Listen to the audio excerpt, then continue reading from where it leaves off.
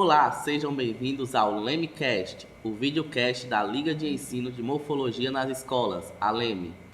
O nosso objetivo é proporcionar conhecimentos voltados para a anatomia e histologia humana. Para isso, integrantes da LEME estarão dividindo essa mesa com convidados para lá de especiais. Eu sou João Victor Pires e hoje estou acompanhado do Pedro Levi Gomes. Esse é o LEMcast e hoje iremos discutir o que é anatomia. Roda a vinheta.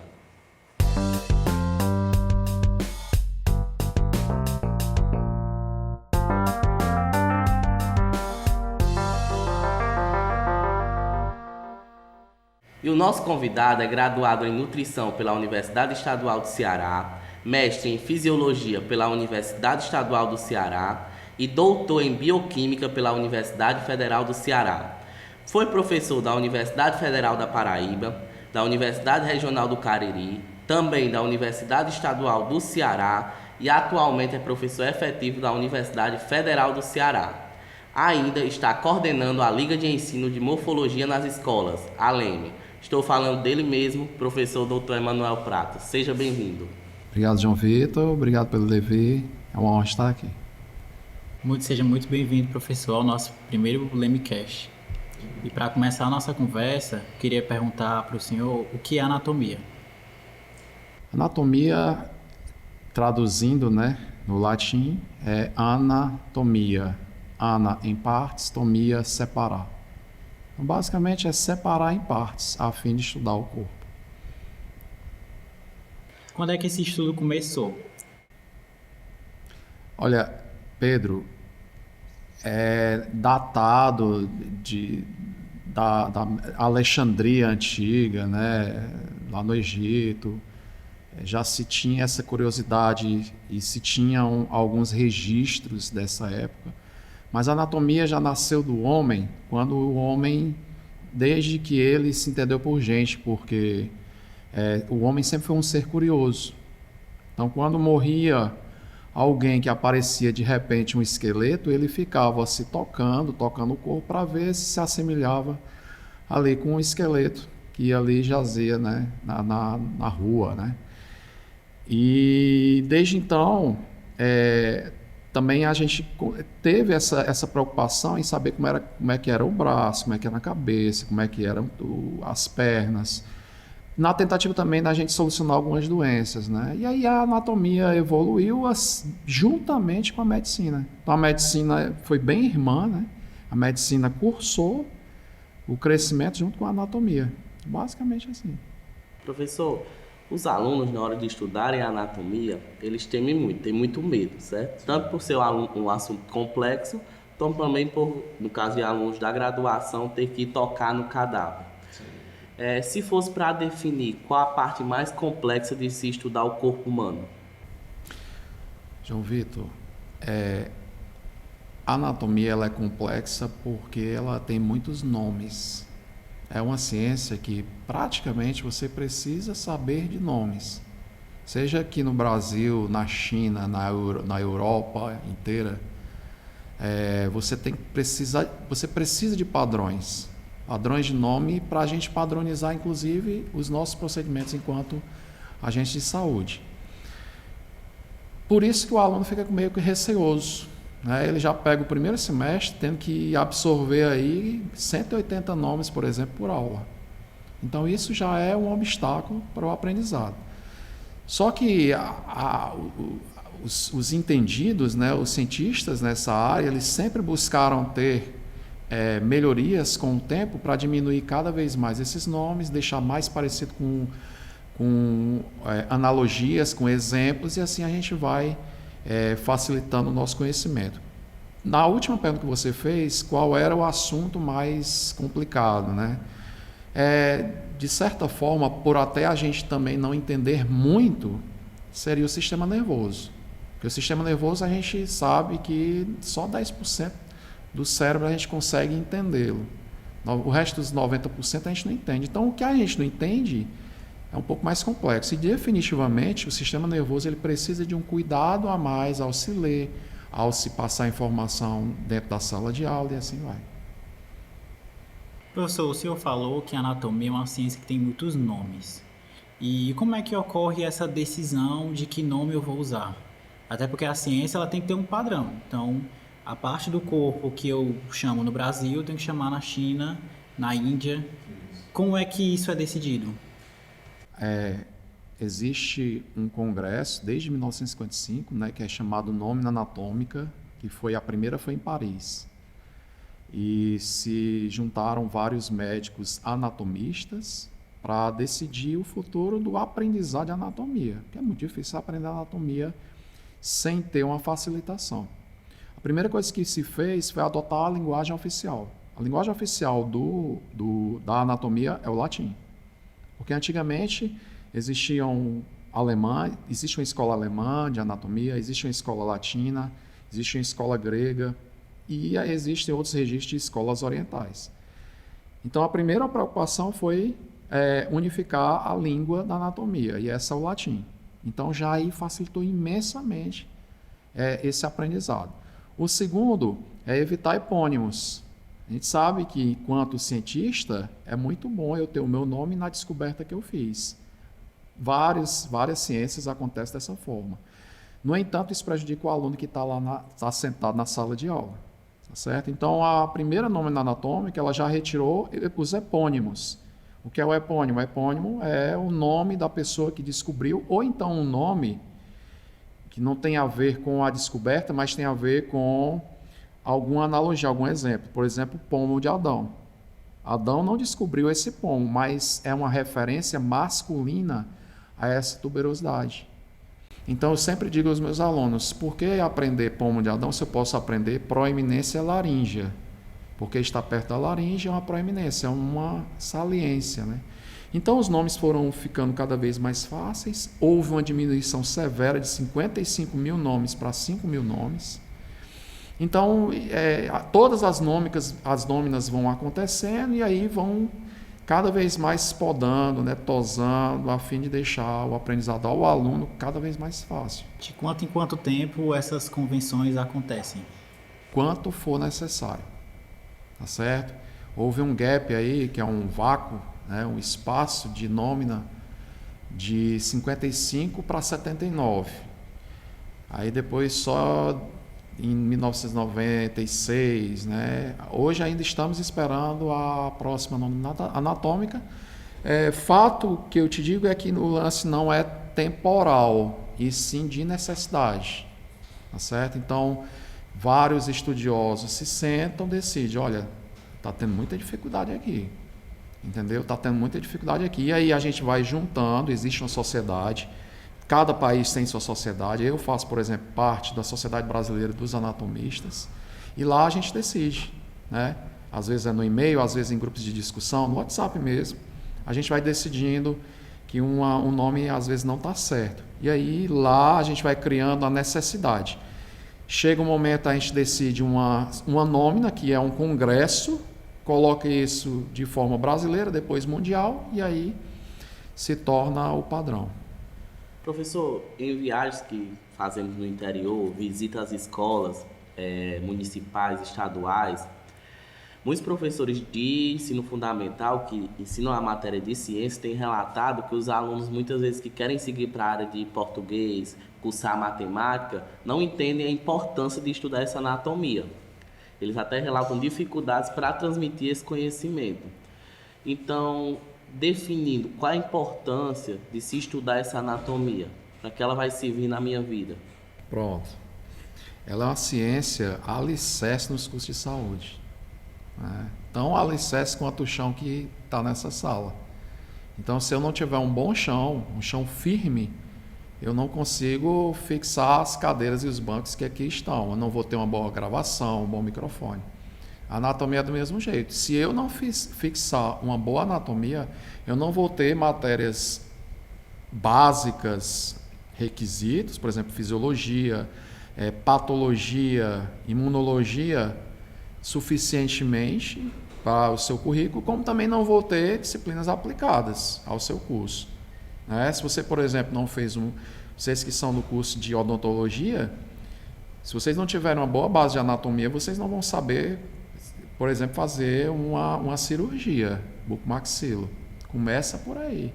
Então, a ciência da anatomia, ela cresceu muito as ciências, e assim a biologia, e também cresceu as outras áreas dependentes, as áreas de saúde, né, que são sub-áreas da biologia. Então, é muito importante, extremamente importante fazer esse alicerce. Então, só complementando o que o senhor falou, todas as áreas da saúde, todas as ciências da saúde vão se aproveitar da anatomia. De que eu tenho conhecimento, sim. Até, por exemplo, uma área que parecia que nunca teria essa ligação, que é psicologia. A psicologia, hoje em dia, ela tem que estudar neuroanatomia, né? Juntamente com neurofisiologia, é óbvio. Mas a neuroanatomia, ela precisa saber o que é o cérebro, precisa saber quais são os lobos, quais são os giros importantes, quais são as estruturas importantes, a fim de que ela estude a psique humana.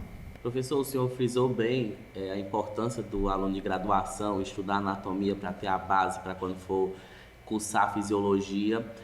E o aluno lá do ensino básico, do ensino fundamental, ensino médio, se fosse para frisar qual a importância da anatomia para esse aluno, mesmo que ele não queira seguir na área da saúde. Pronto. Como é que a gente conseguiria frisar essa parte? Eu vou te responder assim, formalmente, né?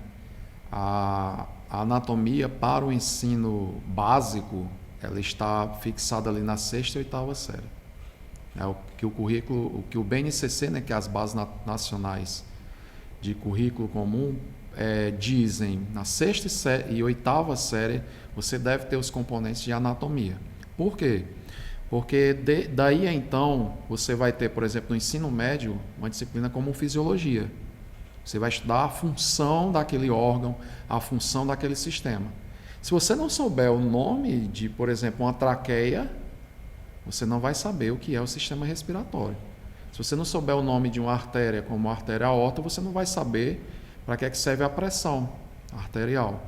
Então, para o próprio ensino básico, lá no ensino médio, já tem essa necessidade, já se começa ali a importância da anatomia, certo? Professor, para nós, né, estudantes e também para os professores aprenderem anatomia, estudarem anatomia, é muito importante que tenha peças anatômicas, que tenha os cadáveres. O senhor podia falar um pouco sobre o uso dos cadáveres nesse estudo? Nossa. É muito difícil conseguir um cadáver? Como que ocorre? Pronto. A obtenção de um cadáver para uma instituição, ela precisa de o primeiro requisito, que é essa instituição ter uma faculdade de medicina. Tá? Legalmente, só se pode ter cadáver se você tiver um curso de medicina dentro da faculdade. É a primeira legislação.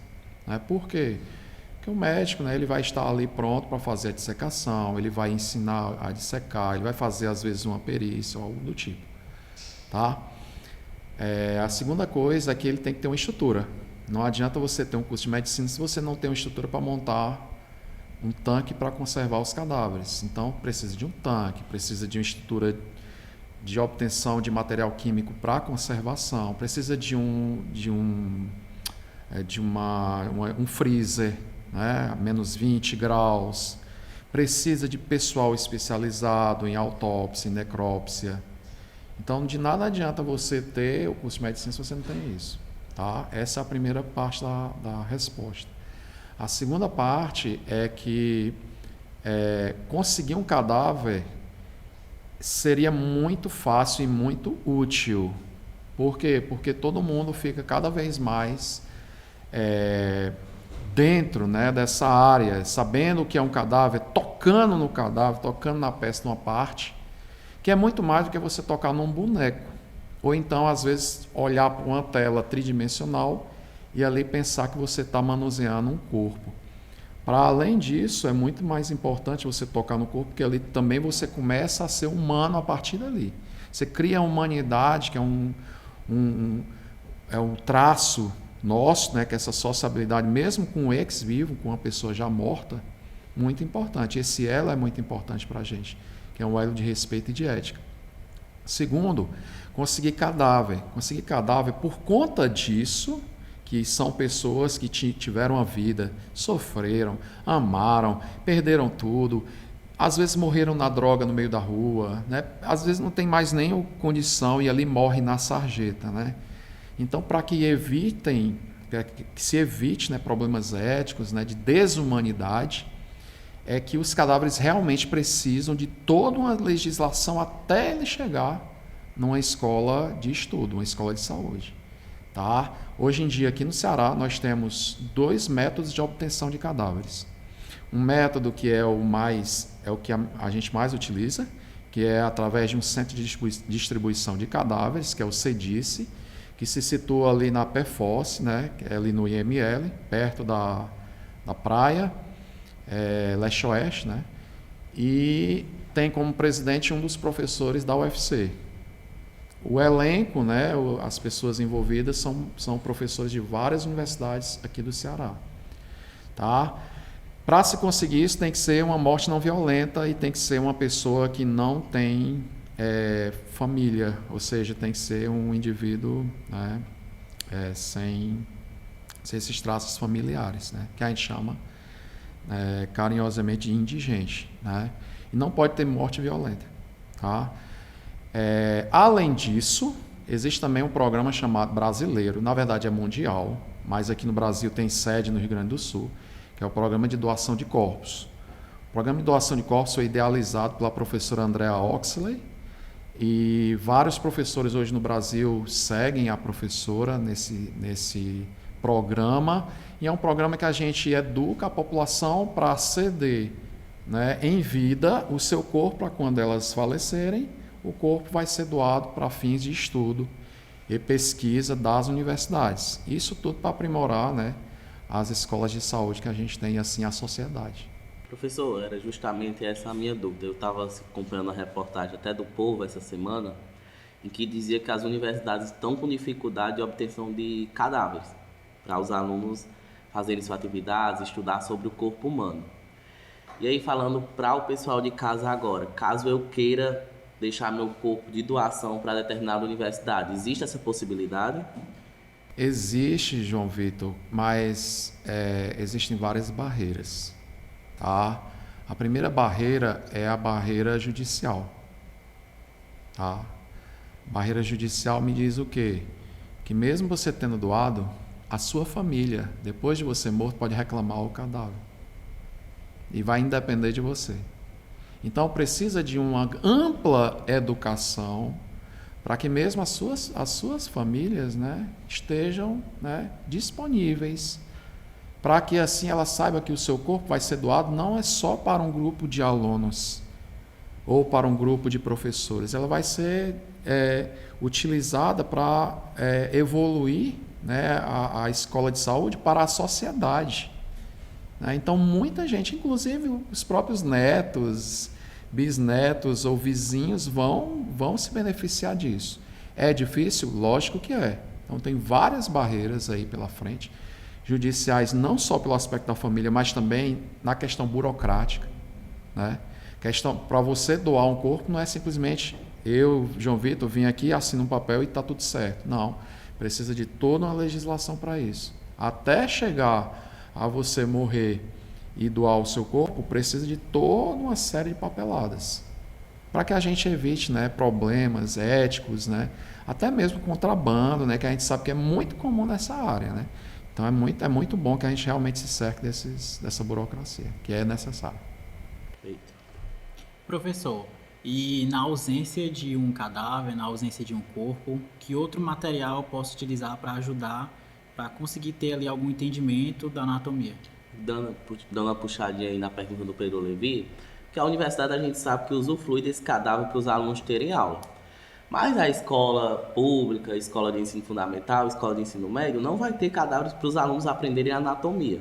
Então, qual seria o melhor caminho para o professor traçar para levar esse ensino também prático para o aluno do ensino fundamental ou ensino médio?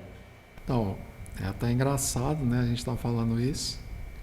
Mas para mim a melhor forma, já que não há, por exemplo, como fazer em determinadas ocasiões, lá no interior do estado, lá no sertão, é levar o cadáver para lá, que é o que a Leme faz muito bem. A Leme ela é pioneira nisso aqui no estado do Ceará, né, levando seu trabalho através dos seus componentes, né, que são vários alunos que a gente tem, cada um já capacitado, extremamente competente, né, em levar esse conhecimento e levar o cadáver para lá. Eu acho que, para mim, esse é o mais...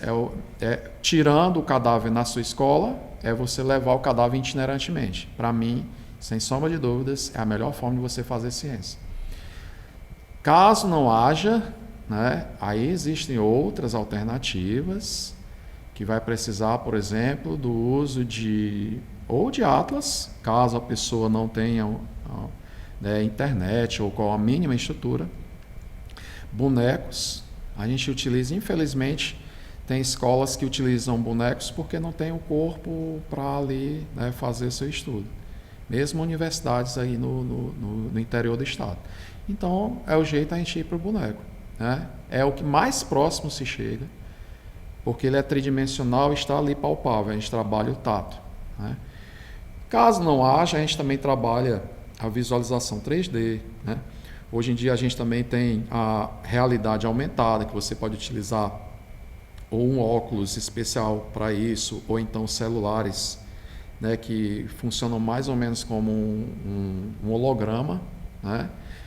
Mas, no fundo, os alunos que passam por cadáveres são alunos que eu tenho mais segurança em que eles conseguiram aprender de fato. Mas a gente sabe que nem todo mundo tem essa possibilidade. A gente leva a anatomia de várias formas, mas cadáver ainda é a melhor opção. Perfeito. Professor Emanuel, o Brasil tem professores incríveis, pesquisadores incríveis.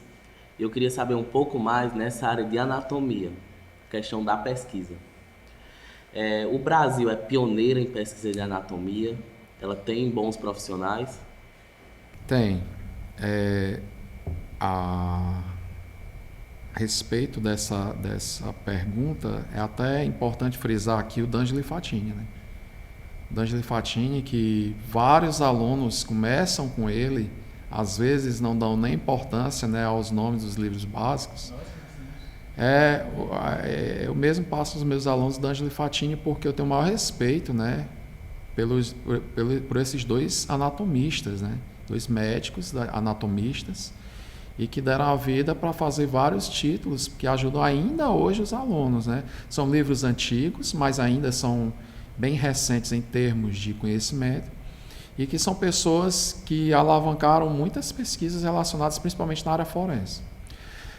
Mas existem várias outras, né? Inclusive com know-how internacional, né? Nós temos uma professora, por exemplo, a professora Valéria Fazan, na USP, que é nossa colega e nossa colaboradora aqui na UFC, que é uma médica que está envolvida com o cérebro, né? Então ela faz neurometria, ela faz medições de cérebro, né, para alicerçar ali o conhecimento que se tem de neuroanatomia. É uma pessoa muito interessante.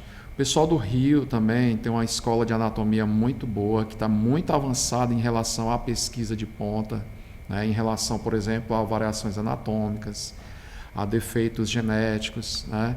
Ou seja, a pesquisa na anatomia ela vem favorecendo a medicina nesse campo aí, né? Tanto na parte de biologia molecular, na parte de anatomia forense, né? Então vários pesquisadores, né? Agora, a gente sabe que tem escolas que estão muito avançadas porque começaram, logicamente, né, com 500 anos aí de diferença, né? A escola alemã é uma escola fantástica, né? E que forma muita gente no Brasil, né? É uma grande escola e que é talvez o nosso berço, né? A escola alemã. Professor, nesse começo de semestre é muito comum ver os alunos um pouco assustados, com um pouco de ansiedade, dificuldade de aprender anatomia, porque é uma matéria que normalmente não se vê tanto no ensino médio, e que não se vê da forma como a faculdade coloca, né? Então, se o senhor pudesse dar uma dica para esses alunos, por onde começar, uso tal livro, pesquiso por aqui. Pronto. Se eu pudesse fazer isso, eu nunca tive a oportunidade de fazer. Talvez as mostras no interior eu tenha mais essa possibilidade. Mas se eu pudesse, eu começaria dizendo para os alunos darem importância ao português. Parece besteira, tá certo? Mas naquela aula que o professor de português dá aqueles radicais latinos, né? Ali já começa a anatomia. E que a gente às vezes, né, fica um pouco distante dessa discussão, porque não tem nada a ver com a nossa língua, mas ali já nasce medicina, ali já nasce anatomia, né? Você saber a importância do radical, das raízes das palavras que formam as nossas palavras. Então eu já começaria por aí, bem diferente da biologia. Segundo, é o aluno aprender cada vez mais por exemplos. Então a anatomia ela se aprende muito por exemplos. Tá certo? Às vezes é uma forma, lembra uma função, lembra alguma coisa, lembra. Então a gente, na anatomia, a melhor forma de se aprender é utilizando exemplos, analogias. Então é um exercício que a gente pode fazer, tá? De maneira bem sincera, evitar memorial. Tá certo? Os alunos chegam pensando que a anatomia é só memorizar. Você pode fazer isso para começar a anatomia, mas olha o nível de tensão que você vai gerar na pessoa, né? E a pessoa que tem problema de memória, e uma pessoa que tem mais idade, como é que vai ser? Então, tudo isso aí tem que ser levado em consideração. Quanto mais, por exemplo, você aprender em todas as matérias, maior vai ser, né, o sucesso aí no aprendizado de anatomia. Professor, vamos falar um pouquinho sobre a LEME? Então, para o pessoal de casa entender, eu queria que o senhor explicasse um pouquinho o que é a LEME, o que ela faz. O pessoal de casa, os meninos sabem mais do que eu, tá? Aqui eles estão fazendo um charme, né? Mas a LEME, ela nasceu de uma provocação, né? Uma provocação da turma 159 de odontologia, que é a turma que esses meninos estão, né? E a provocação foi feita porque a gente necessitava mudar um pouco a sala de aula. Sala de aula que é aquela mesma sala de aula de 150 anos atrás, ela ainda ensina, mas existe coisa mais atual que pode ensinar bem mais e deixa o aprendizado mais sólido. E aí a gente pensou, né, em levar a anatomia para quem não pode, né? Então nasceu ali, né? Fiz a provocação, né? Alguns alunos também fizeram essa contra-provocação. Professor, por que a gente não transforma isso aqui, essa experiência super exitosa, em um projeto permanente? Eu nunca gosto de levar um desafio para casa, né? Aí ali foi feito o desafio, foi cumprido, e a LEME ainda hoje é isso. Só que ela é muito mais do que simplesmente aquela ideia inicial. Hoje em dia ela ocupa vários espaços, né? Espaços de ensino, pesquisa, extensão e gestão. Então a LEME ela tem vários núcleos que está formando gente, não é só gente em odontologia, não. Está formando profissionais, né? Está formando essa parte de design, essa parte de empreendedorismo, né? Então tudo isso aqui tem que ser levado em consideração na hora de se fazer um projeto. E a LEME está fazendo isso. Perfeito. Então a LEME nasceu para esse objetivo, levar o ensino de anatomia até aquelas pessoas que não tinham estrutura para fazer isso. A priori foi isso. E aí a LEME, no ano passado, no ano de 2022, que foi sua criação, o que foi que ela fez para concretizar esse objetivo? Ela fez 4 mostras, 2 em Fortaleza, 2 fora, dentro do estado do Ceará. Aí contemplou vários professores e vários alunos, né, de determinados municípios ou escolas. E além disso, ela não parou nas mostras, né? Ela se capacita, ela se autocapacita, faz capacitações internas para que os membros se tornem cada vez mais com know-how para fazer uma amostra. Ela também capacita membros externos para formar a questão das parcerias. Ela faz parcerias, ela vai atrás de parcerias, ou seja, ela está lidando também com o aspecto de empreendedorismo. Fez também algumas ações, né? Ações em alguns locais filantrópicos, né? Participa de várias outras atividades, né? Faz reunião pra caramba. Difícil lembrar. Tá certo? É muita coisa, né? E, enfim, ainda está, né, bem no começo. Esse 2023 está... Não sei se está nas suas próximas perguntas aí, mas 2023 está quase o dobro que a gente vai fazer, que a gente fez em 2022. Então, professor, gostaríamos de agradecer pela sua participação aqui, sua disponibilidade, né, no LemCast, no primeiro programa, e aí eu deixo os microfones à sua disposição para fazer as considerações finais. Pronto, primeiro agradecer, né, a honra, né, de ser o primeiro convidado aí do LemCast. Espero, né, que esse seja o primeiro de muitos, porque hoje em dia o alcance é muito grande, né, o alcance dessa mídia que são os videocasts, né? E espero que isso aqui seja bastante educativo para vocês, mas não só para vocês, mas para quem está ouvindo, para as universidades ou escolas parceiras, né?